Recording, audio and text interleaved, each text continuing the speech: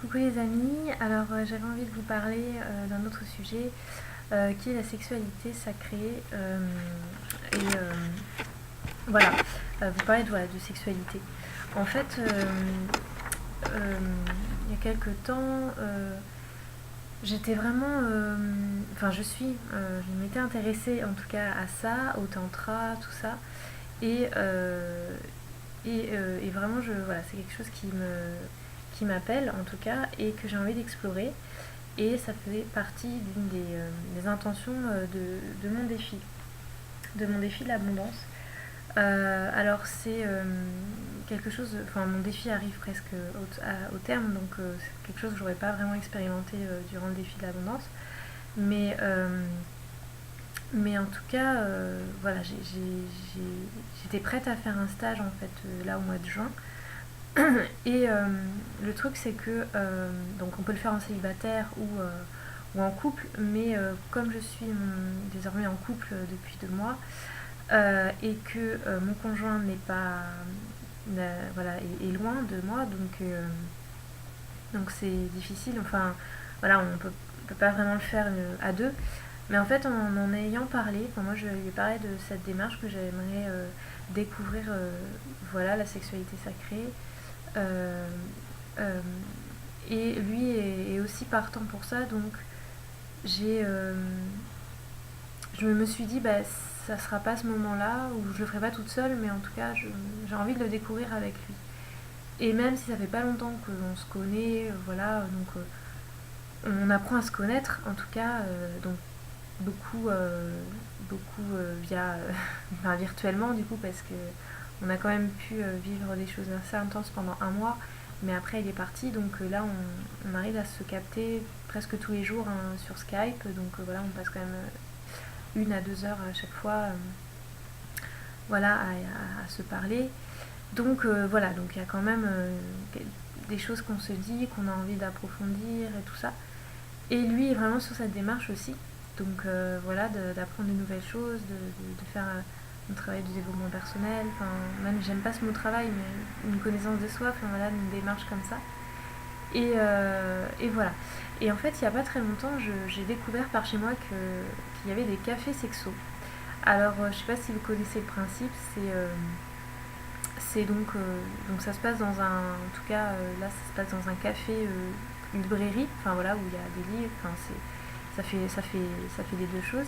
Et une fois par mois à peu près, il y a une personne qui lance comme un débat, une question, voilà, en rapport avec la sexualité, le rapport qu'on a et tout ça avec la sexualité. Et donc toute personne peut venir, voilà, il n'y a aucune exclusion. Après, il y a des règles quand même, c'est ne pas faire de généralité. En fait, c'est quand on prend la parole, parce que c'est vraiment un espace d'expression, de parole, d'échange. Quand on prend la parole, c'est vraiment donner son avis, son expérience à soi-même. C'est pas de dire le on ou tout ça, c'est vraiment de parler de soi. Donc voilà, moi j'ai assisté au premier café sexo il y a donc au mois d'avril, oui. C'était sur faut-il avoir un orgasme ou faut-il, enfin je sais pas, c'était sur l'orgasme, donc déjà c'était, voilà, c'est quand même pour moi c'était un pas d'oser en fait d'aller vers ça, parce que voilà, c'est des choses qui sont pas, enfin c'est des sujets tabous, c'est des choses qu'on va parler comme ça, on peut parler entre nous hein, dans un cercle intime entre copines, mais pas forcément comme ça publiquement quoi. Et j'ai, voilà, et en fait il y avait une façon moi où j'avais envie d'y aller, puis une autre façon où j'étais plus me dire bon bah non, enfin voilà, je voulais être accompagnée. J'avais demandé à une amie qui pouvait pas, donc voilà. Et elle m'a dit mais par contre vas-y, sinon tu vas le regretter. Et en fait quand elle m'a dit ça, je dis bah oui en fait, puis, enfin oui, pourquoi j'irais pas seule quoi. Et donc j'y suis allée toute seule, voilà, et ça s'est bien passé, hein, je suis arrivée un peu, bon, ça avait commencé, mais voilà, j'ai remarqué que donc les gens prenaient facilement la parole, que voilà, enfin, il n'y avait pas trop de complexe, donc les gens étaient assez libres dans la façon de, voilà. Et moi, bon, c'était mon premier, et j'étais plus dans l'écoute, dans l'observation, donc j'ai pas du tout parlé, voilà. Et puis je me suis dit, bah c'est ok comme ça. mais en fait, au fond de moi, il y a des fois, j'avais envie de prendre la parole, mais il y avait des gens qui étaient beaucoup plus réactifs que moi, donc qui prenaient le micro et voilà, qui parlaient. Donc voilà, c'est là où je me dis, bon, c'est un vrai challenge aussi pour moi, si je vais y retourner hein, de toute façon, mais de prendre la parole et d'oser aussi parler de moi devant des gens que je connais pas et tout ça, enfin, c'est un vrai challenge pour moi. Enfin, je sais que j'ai ça à travailler euh, et que ça peut me donner confiance. Et, euh, et voilà, et j'y suis retournée hier avec du coup ma copine là, en question. Euh, donc c'était sur le thème de sommes-nous libres, nous sommes-nous, non, sommes-nous, oui, euh, sexuellement libres après mai 68, 2018. Enfin voilà, entre ce laps de temps, est-ce qu'on est sexuellement libre? Est-ce qu'il y a une liberté sexuelle aujourd'hui voilà.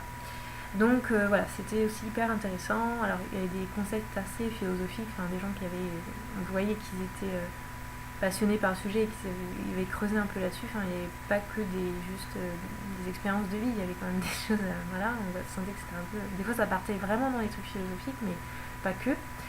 Et, euh, et pareil, là il y a des moments où j'avais envie d'évoquer les sujets, par exemple le polyamour qui m'est venu comme ça, je me suis dit tiens j'ai envie de parler de ça, enfin j'ai envie de lancer le sujet, et je me suis dit ah ouais mais j'ai pas pris la parole parce que je me suis dit oui mais je vais peut-être être hors sujet, tout ça. Enfin voilà, il y a tous ces trucs qui sont arrivés dans ma tête et je sais que voilà, c'est mes peurs hein, aussi.